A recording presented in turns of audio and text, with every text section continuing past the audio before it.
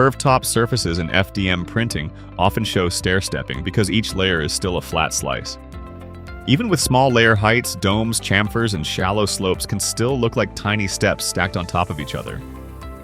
OrcaSlicer's Z Anti-Aliasing, also called Z Contouring or ZAA, is designed to smooth those top-facing curved and sloped surfaces.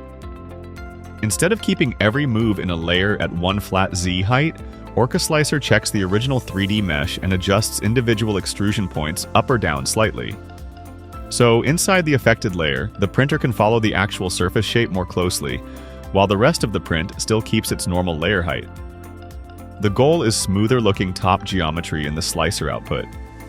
Less visible stair-stepping on domes, rounded tops, chamfered edges, and shallow slopes.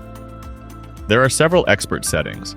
Enabled turns it on. Min-Z controls the minimum local layer height allowed for contoured paths.